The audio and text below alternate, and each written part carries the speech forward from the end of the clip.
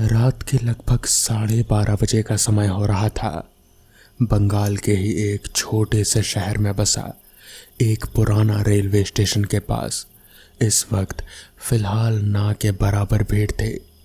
दिन में जहां चहल पहल रहती है, वहीं रात होते ही वहां सन्नाटा छा जाता है। उसी स्टेशन के पास से एक आदमी अपनी बाइक पर सवार होकर अपने घर को जा रहा था, जो अभी अभी अपने दोस्त की शादी से लौट रहा था। उसे काफी समय हो गया था, इसलिए उसने इस स्टेशन के रास्ते से जाने का तय किया, जिससे कि जल्दी घर पहुंचा जा सके। वहां से एक शॉर्टकट रास्ता जाता था। अभी वो स्टेशन के करीब पहुंचा ही होगा कि एक सफेद धोती और काला कुर्ता पहना हुआ एक करीब 55 साल का आदमी उसे हाथ हिलाते हुए दिखा, जैसे कि उसे रुकने के लिए कह रहा हो। उसे देखकर वो भी रुक गया। फिर उस आदमी ने कहा, मुझे भी इस रास्ते में बस थोड़ा ही आगे जाना है, क्या आप छोड़ देंगे? इस पर उस बाइक वाले ने पहले तो उसे ऊपर से नीचे तक देखा। कपड़े तो धोती कुर्ता ही थे, पर आज के ज़माने के हिसाब से बहुत पुराने दिख रहे थे, और उसके हाथ में एक काले रंग का छाता भी था। कुछ देर सोचने के बाद उसने उसे बैठने के लिए हाँ कर दी और अपनी बाइक पर बिठा लिया। वैसे वो बाइक वाला बस एक बात से हैरान था कि ये अभी इतनी गर्मी का समय है और उस आदमी के हाथ में छाता क्यों है। वो कुछ अजीब सा लग रहा था। पीछे वो आदमी एकदम खामोश बैठा हुआ था। फिर रमेश ने ही बोलना शुरू किया और पीछे बैठे आदमी से पूछा, आपको जाना कहाँ है? थोड़ा आगे ही मेरा घर है, आप चलिए, मैं आपको रुकने के लिए कह दूंगा। उसने बस इतना ही कहा। रमेश को थोड़ी हैरानी तो हुई, पर उसने इतना ध्यान नहीं दिया। रास्ते भर दोनों के बीच थोड़ी बातचीत हुई। रमेश को बड़ा अजीब लग रहा था कि वो जितना पूछ रहा था, वो आदमी बस उतने का ही जवाब दे रहा था। रमेश को उसके पहने हुए कपड़े भी काफ़ी अजीब लग रहे थे, जैसे कि वो आज के ज़माने के ना होकर कोई पुराने ज़माने के ही हों। दिख तो सामान्य सी धोती कुर्ता ही रहे थे, लेकिन थोड़े पुराने वक्त की। काफ़ी देर उसे बाइक चलाते हुए हो गया था और पीछे बैठा हुआ आदमी अभी भी खामोश था। उसने कुछ कहा ही नहीं था कि उसे जाना कहाँ है। तब रमेश को लगा कि उससे शायद पूछ लेना चाहिए। फिर अचानक से उसका इस बात पर ध्यान गया कि पीछे काफ़ी हल्का सा महसूस हो रहा है, जैसे कि पीछे कोई हो ही ना। जब उसने पीछे मुड़कर देखा तो पाया कि उसके पीछे कोई काला सा धुआं था, जहां वो आदमी बैठा था, और उसके देखते ही वो धुआं एक पल में ओझल हो गया। ये देखते ही रमेश पूरी तरह से डर गया और उसका अपनी बाइक पर से बैलेंस छूट गया और वो नीचे ज़मीन पर रगड़ता हुआ बेहोश हो गया। दूसरे दिन जब उसकी आंख खुली तो उसने अपने आप को एक अस्पताल में पाया। उसे वहां बताया गया कि वो रास्ते में कल रात को बेहोश मिला था, तो उसे कुछ लोग यहाँ लेकर आए। उसके बाद रमेश ने अपने साथ घटी घटना उन सब को बताई तो सब हैरान हो गए। सभी लोग रमेश को बड़ी ही अजीब नज़रों से देख रहे थे। रमेश ने उनसे पूछा कि क्या बात है। तब उनमें से एक ने कहा कि तुम किस्मत वाले थे जो बच गए, वरना कोई जिसे उसने देखा वो कोई भी जिंदा नहीं बचा, सबकी मौत हो चुकी है। तुम्हें जो आदमी दिखा था वो कई बार आधी रात के समय वहां नजर आता है और वो सभी से लिफ्ट मांगता है। अगर उसे कोई लिफ्ट ना दे और आगे बढ़ जाए तो वो उनकी गाड़ी के पीछे पीछे भागता है और ज़ोर ज़ोर से चिल्लाता है, जिसकी वजह से सामने वाले का गाड़ी पर से नियंत्रण छूट जाता है और उसकी गाड़ी का एक्सीडेंट हो जाता है।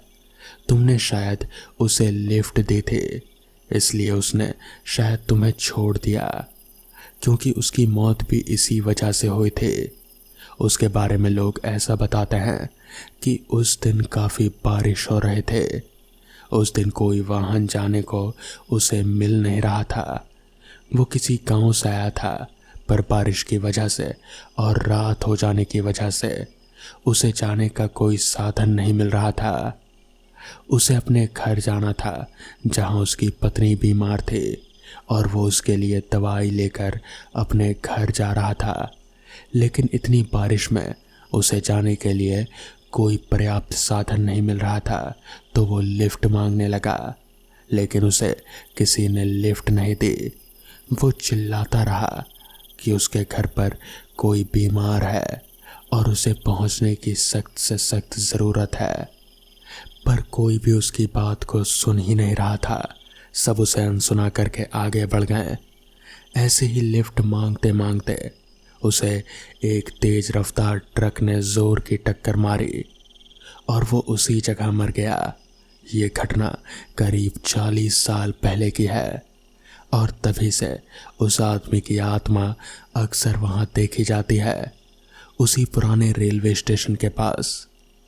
ये सुनकर रमेश हक्का बक्का रह गया और उसने खैर मनाई कि वो बच गया, वरना ना जाने उसका क्या होता। रात का समय था और उसी पुराने रेलवे स्टेशन के बाहर हाथ में काला छाता लिए, सफ़ेद धोती, काला कुर्ता पहने वो अधेड़ उम्र का आदमी एक बार फिर से किसी लिफ्ट की तलाश में था। तो दोस्तों, ये थी आज की पहली कहानी। तो चलिए बढ़ते हैं आज की दूसरी कहानी की ओर। वो कोई गर्मियों की रात रही होगी। शहर के एक प्रतिष्ठित MBA कॉलेज के बॉयज़ हॉस्टल के छत पर 4 दोस्त बैठे हुए थे और हाथ में एक बोतल थी।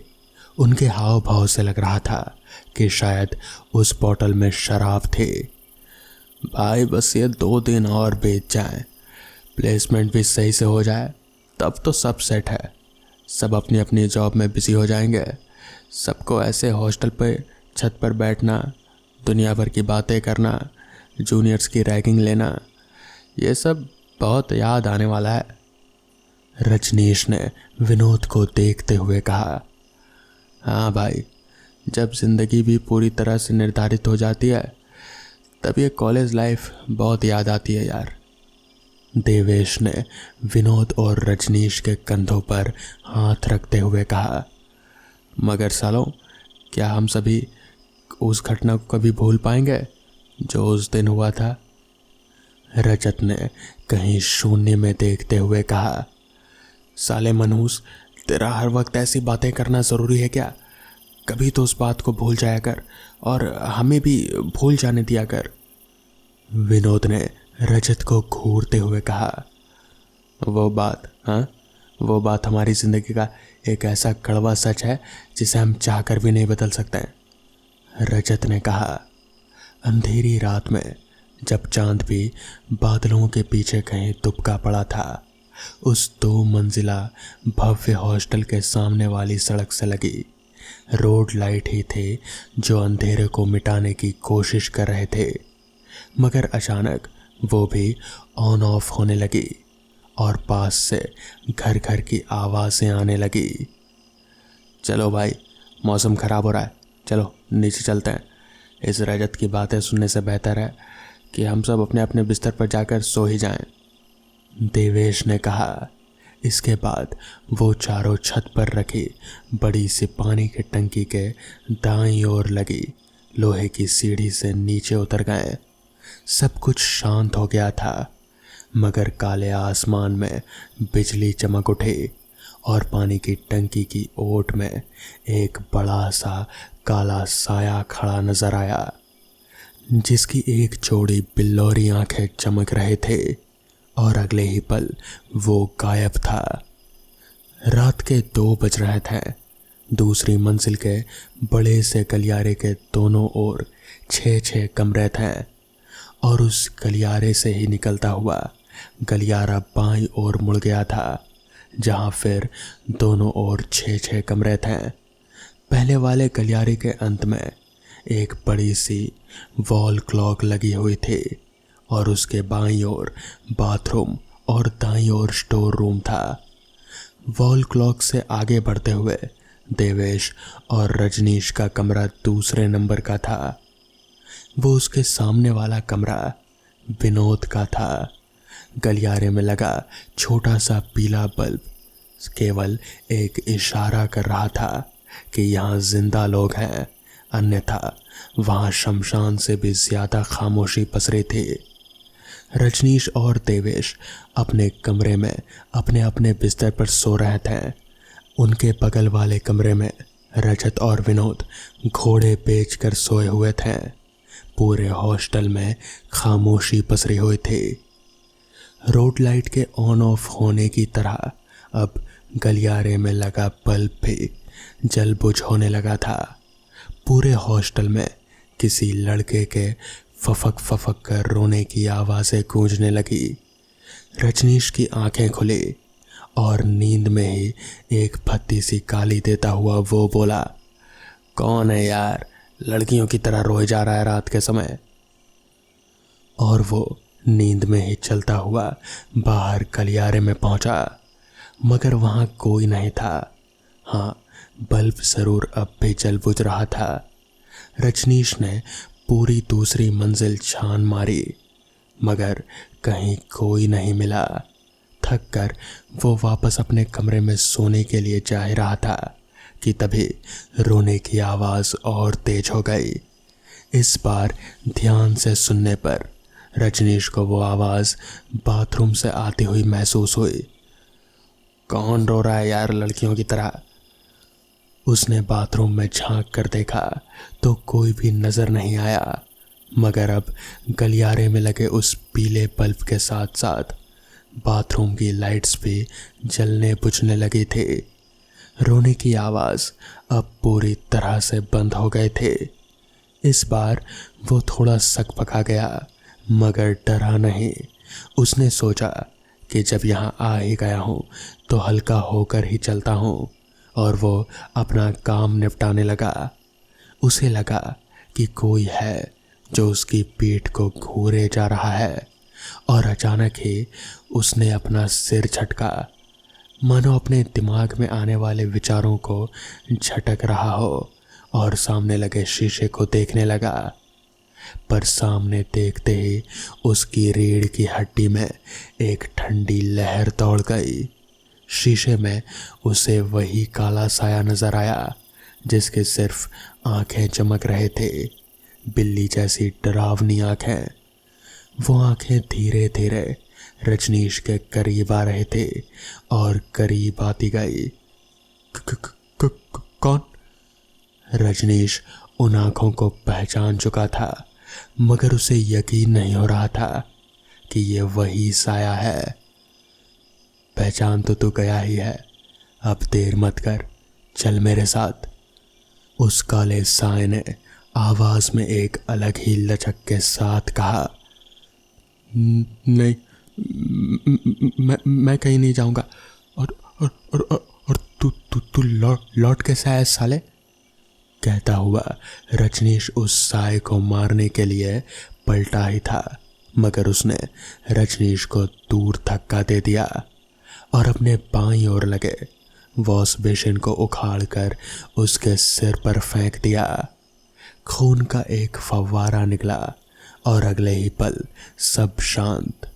वो साया गायब हो चुका था। अगली सुबह तक पुलिस, वार्डन और हॉस्टल के लड़के उस बाथरूम में खड़े हुए थे। रजनीश की लाश को पहचानना मुश्किल हो चुका था। इधर देवेश, विनोद और रजत का चेहरा पीला पड़ चुका था। आखिर उनका दोस्त अब उनके बीच नहीं था, और जिस बेरहमी से उसका खून किया गया था उसे देखकर तो कोई भी डर जाता। उन तीनों का वो दिन जितनी मुश्किल से बीता था, रात उससे भी ज्यादा मुश्किल से बीतने वाली थी। रात हो गई थी। तीनों ने बामुश्किल खाना खाया और अपने कमरे में सोने चले गए। उन्हें अब भी यकीन नहीं हो रहा था कि जिस रजनीश के साथ बैठकर वो बीती रात अपनी आगामी भविष्य की योजना बना रहे थे, वही रात रजनीश की आखिरी रात थी। विनोद और रजत तो अपने कमरे में साथ थे, जैसे तैसे उनका समय कट रहा था, मगर देवेश वो अपने कमरे में अकेला था। उसे रह रहकर रजनीश की डरावनी लाश उसके आंखों के सामने याद आ रहे थे। जैसे तैसे आंखें मूंदकर वो सोने की कोशिश करने लगा। रात के किसी पहर उसकी नींद दरवाजे पर हुई दस्तक के कारण खुल गई। देवेश, उस आगंतुक ने बाहर से आवाज दी। वो आवाज तो विनोद की थी, मगर उसमें जो लचक थी उससे देवेश अनजान नहीं था। विनोद, देवेश ने घबराते हुए पूछा। दरवाज़ा खोल। वो आवाज़ अब अपनी लचक खोकर भयानक और डरावनी हो गई थी। देवेश की कमरे की लाइट भी बंद हो चुकी थी। अब उसे समझ आ गया था कि उसके कमरे के बाहर वो कौन था। दरवाज़ा खोल। वो भयानक आवाज़ फिर गूंजी। अब देवेश डर से चिल्लाने लगा था, इधर उधर भागने लगा था। भड़ाक की आवाज़ हुई और दरवाज़ा टूटकर ज़मीन पर गिर चुका था। ज, ज, ज, ज, तू? देवेश की आवाज़ में डर झलक रहा था। हाँ, मैं। क्या गलती थी मेरी? तुम लोगों ने मुझे किस गलती के लिए इतना जलील किया था? जीते जी तो मुझ में ताकत नहीं थी तुम लोगों को जवाब देने की, मगर अब मरने के बाद मुझ में भी ताकत है और शक्ति भी।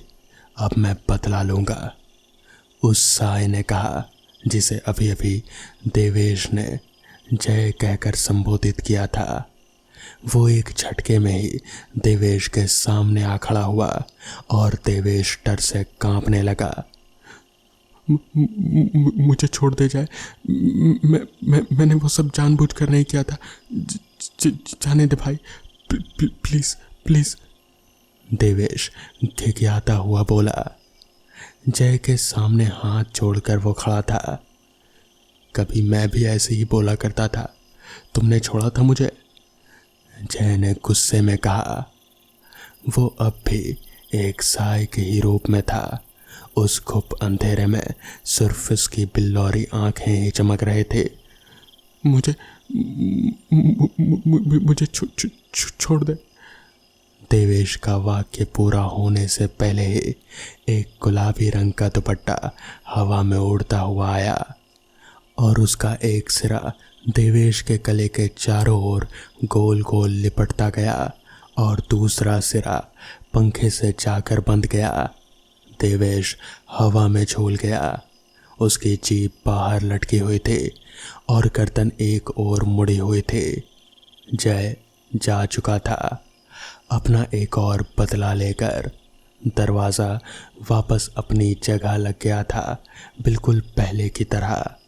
अगली सुबह जब देवेश बहुत देर तक भी अपने कमरे से बाहर नहीं निकला तो रजत और विनोद ने वार्डन को बुला लिया और इसके बाद जब देवेश के कमरे का दरवाज़ा तोड़ा गया तो सब सुन्न रह गए। देवेश की लाश पंखे से लटकी हुई थी और उसमें सफ़ेद रंग के कीड़े रेंग रहे थे। पूरी लाश सड़ चुकी थी, मगर ऐसा मुमकिन नहीं था। देवेश तो कल रात ही मरा था, तो फिर ऐसा कैसे हो सकता है? इतनी जल्दी उसकी लाश कैसे सड़ सकती है? रजत और विनोद अब एक दूसरे का चेहरा देखने लगे। शायद उन्हें भी अब अंदाजा हो चुका था कि उन्होंने कितनी बड़ी गलती की थी, जिसकी सज़ा उनके दो दोस्तों को मिल चुकी है और शायद अब इन दोनों को भी मिलने वाली थी। रजत और विनोद वहीं पास ही में खड़े पुलिस अफसर के पास गए और उन्हें अकेले में बात करने के लिए राज़ी कर लिया, जिसके बाद उन्होंने उस अफसर को पूरी बात बता दी। दरअसल रजत विनोद देवेश और रजनीश, ये चारों दोस्त एक जूनियर जयंत उसकी रैगिंग लिया करते थे। बहुत ही बुरी तरह से उसे जलील किया करते थे। एक दिन वो लोग हॉस्टल की छत पर जयंत को ले गए और उसे पूरी तरह से जलील करने लगे। जयंत हॉस्टल के छत पर किनारे पर बैठा हुआ था और गलती से इन लोगों का झटका जयंत को लगा और जयंत छत से धड़ाम से नीचे जा गिरा। गिरते ही उसकी मौत हो चुकी थी। चारों दोस्तों ने वहाँ से निकलना ही सही समझा और वो लोग वहाँ से निकलकर अपने अपने कमरे में आ गए। इस घटना को हॉस्टल की तरफ से आत्महत्या करार दिया गया। तब भी उन चारों दोस्तों ने किसी को कुछ नहीं कहा और ये राज हमेशा के लिए अपने में ही रखा। और शायद इसीलिए उन लोगों को उनकी सज़ा मिली। बाकी अब बचे दो दोस्त, उन्हें पुलिस कस्टडी में ले लिया गया और फिर उन्हें कुछ नहीं हुआ।